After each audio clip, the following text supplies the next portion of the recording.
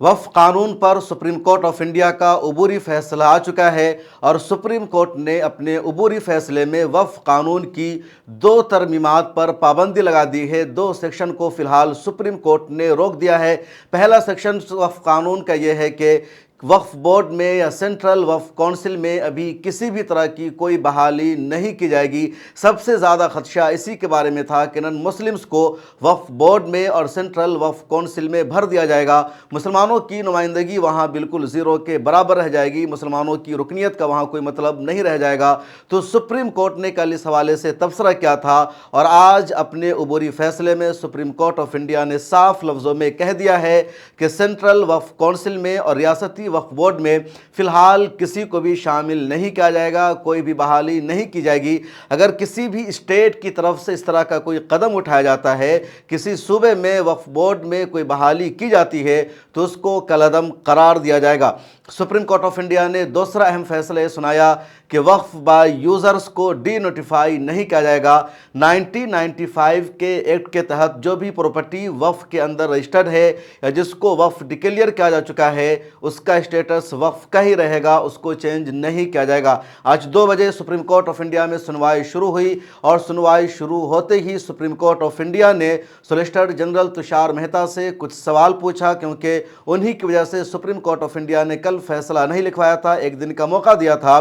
तुषार मेहता ने जवाब देते हुए कहा कि फ़िलहाल सरकार को 7 दिनों का वक्त दिया जाए जवाब दाखिल करने के लिए, और अभी सुप्रीम कोर्ट ऑफ इंडिया से रिक्वेस्ट ये है, अपील ये है कि इस कानून पर स्टे न लगाया जाए, ना इसके किसी भी सेक्शन पर रोक लगाई जाए। तुषार मेहता ने चीफ जस्टिस ऑफ इंडिया के सामने अपनी बात रखते हुए कहा कि ये जो वक्फ अमेंडमेंट एक्ट बना है तो देश भर की राय को सामने रख करके बना है। इस बिल को पहले ज्वाइंट पार्लियामेंट्री कमेटी में भेजा गया था, 92 लाख से ज़्यादा लोगों ने अपना सजेशन भेजा था, देश भर में 38 से ज़्यादा मीटिंग हुई, उसके बाद फाइनल ड्राफ्ट जेपीसी का तैयार हुआ और उसमें कैबिनेट ने 14 सजेशन को अप्रूव किया। उसके बाद पार्लियामेंट में इस पर बहस हुई और तब ये कानून बना है। इसलिए सुप्रीम कोर्ट इस पर स्टे न लगाए, लेकिन सुप्रीम कोर्ट ऑफ इंडिया ने कहा कि ऐसा नहीं है कि इस पर स्टे नहीं लगाया जाएगा, बल्कि सुप्रीम कोर्ट ऑफ इंडिया ने कहा कि हम मानते हैं कि इस कानून में कुछ अच्छी चीज़ें हैं, कुछ जो तरमीम हुई है, कुछ जो अमेंडमेंट हुए हैं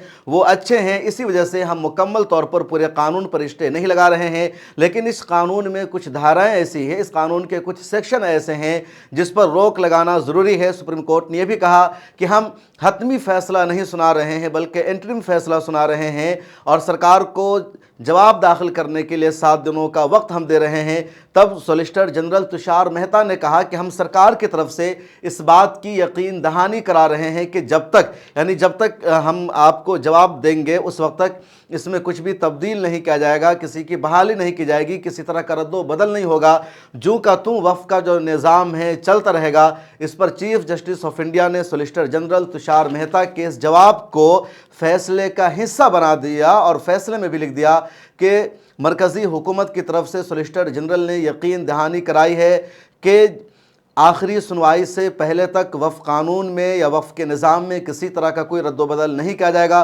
सुप्रीम कोर्ट ऑफ इंडिया ने भी तय कर दिया कि अगली सुनवाई अब 5 मई को होगी। सरकार ने 7 दिनों का वक्त मांगा था और सरकार को 7 दिनों का वक्त दे दिया गया, लेकिन सरकार साथ में ये भी चाह रही थी कि फ़िलहाल सुप्रीम कोर्ट ऑफ इंडिया से कोई भी इंटरिम फैसला आयद ना किया जाए, कोई भी फैसला अबूरी फैसला ना दिया जाए। लेकिन सुप्रीम कोर्ट ऑफ इंडिया ने सरकार की इस बात को रिजेक्ट कर दिया और 2 अबूरी फैसला सुना दिया है। एक ये कि वक्फ बाय यूज़र यानी वक्फ की जो प्रॉपर्टी है और 1995 एक्ट के तहत रजिस्टर्ड है उसको वक्फ माना जाएगा। सरकार उसको ख़त्म नहीं कर सकती, ना कलेक्टर सर्वे करा करके उसका हैसियत को ख़त्म कर सकता है। भले उस प्रॉपर्टी पर कोई विवाद है, कोई तनाज़ुर है, इसके बावजूद वो वक्फ की प्रॉपर्टी मानी जाएगी। अगर 1995 के वक्फ एक्ट की बुनियाद पर वो वक्फ के तहत रजिस्टर्ड है या किसी ने वक्फ डिक्लेयर कर रखा है। जो दूसरा अहम फैसला सुनाया वो ये कि किसी भी नॉन मुस्लिम्स को फ़िलहाल मेंबर नहीं बनाया जाएगा। अगर किसी ने भी इस तरह का फैसला किया तो उसको कलअदम करार दिया जाएगा। सुप्रीम कोर्ट ऑफ इंडिया ने एक और अहम सुझाव दिया और ये जो सुझाव था तमाम पिटिशनर के लिए था। वक्फ अमेंडमेंट एक्ट के खिलाफ सुप्रीम कोर्ट ऑफ इंडिया में अब तक 73 पिटिशन दायर की जा चुकी है, जिनमें से 11 पर कल सुनवाई हुई और उसी के बारे में आज सुप्रीम कोर्ट ऑफ इंडिया ने फैसला सुनाया।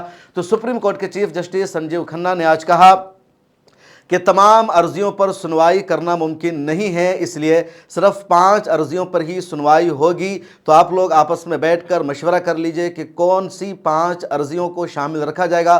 بقیہ لوگ کسی نہ کسی عرضی کے ساتھ ضم ہو جائے، اس کے ساتھ اپنے آپ کو ملا لیں اور ایک ساتھ لے کر کے آئے۔ سپریم کورٹ آف انڈیا میں صرف 5 عرضیوں کو ہی منشن کیا جائے گا، بقیہ عرضیوں کو منشن نہیں کیا جائے گا۔ سپریم کورٹ آف انڈیا میں جن لوگوں نے وقف امینڈمنٹ ایکٹ کے خلاف پٹیشن دائر کر رکھی ہے، اس میں بیرسٹر اسد الدین اویسی شامل ہے، کانگریس کے MP ڈاکٹر محمد جاوید شامل ہیں، جے رام رمیش شامل ہے، راشٹریہ جنتا دل شامل ہے، SDPI شامل ہے، جمعیت علماء ہند شامل ہے، APCR شامل ہے، جماعت اسلامی ہند شامل ہے، انڈین یونین مسلم لیگ شامل ہے، جنتا دل یونائٹڈ کی طرف سے کچھ لوگ شامل ہے، اس کے علاوہ رضا اکیڈمی شامل ہے، کشمیر کی کچھ آرگنائزیشن شامل ہے۔ تو تقریباً 73 لوگوں نے سپریم کورٹ آف انڈیا میں پٹیشن دائر کر رکھی ہے۔ تو آج سپریم کورٹ نے کہا کہ اب تمام لوگ اپنی عرضیوں کو ایک ساتھ ملا لیں اور اسی پر سنوائی ہوگی۔ تمام عرضیوں کو ہم منشن نہیں کریں گے اور اس کے لیے بھی 1 ہفتے کا وقت دیا گیا ہے۔ 5 مئی کو جو سنوائی ہوگی سپریم کورٹ آف انڈیا میں، تو بار اینڈ بینچ کی جو رپورٹ ہے اس کے مطابق چیف جسٹس صرف حتمی فیصلہ سنائیں گے، یعنی عبوری فیصلہ اس دن سنائیں گے اور ڈائریکشن دیں گے کہ کس نہج میں اگلی سنوائی ہوگی۔ تو فی الحال سپریم کورٹ آف انڈیا نے کل جس طرح کا آبزرویشن دیا تھا، جس طرح کا تبصرہ دیا تھا، اس کو باقی رکھا اور عبوری فیصلہ سنا دیا ہے۔ کل جو سنوائی ہوئی تھی اس میں سپریم کورٹ آف انڈیا نے 3 چیزوں کو سیریس لیا تھا اور 3 چیزوں پر سوال بھی پوچھا تھا سولیسٹر جنرل مہتا سے۔ سب سے پہلا سوال یہ کہ وقف بورڈ میں آپ ہندوؤں کو کیوں ممبر بنا رہے ہیں، ہندوؤں کے ممبر ہونے کا کیا ادھیکار ہے؟ اگر آپ وقف بورڈ میں جو مسلمانوں کا معاملہ ہے وہاں ہندوؤں کو ممبر بنا رہے ہیں تو پھر جو ہندو انڈومنٹس بورڈ ہے، جو مندروں کے ٹرسٹ ہوتے ہیں، وہاں بھی کیا مسلمانوں کو ممبر بنائیں گے؟ دوسرا سوال چیف جسٹس نے یا عدلیہ نے کلکٹر کے پاور پر اٹھایا تھا کہ کلکٹر کو یہ پاور کیسے ہو سکتا ہے کہ وہ کسی بھی زمین کا سروے کرا دے اور وہ زمین جو وقف کے تحت ڈکلیئر ہے، وقف کے تحت رجسٹرڈ ہے، اس کو سرکاری پراپرٹی قرار دیا جائے گا؟ یہ نہیں ہو سکتا۔ اس پر سپریم کورٹ آف انڈیا نے سوال اٹھایا تھا اور کہا تھا کہ پرمیشن عدالت سے ملے گی تبھی سروے کرایا جا سکتا ہے اور اس کے نیچر کو چینج نہیں کیا جائے گا۔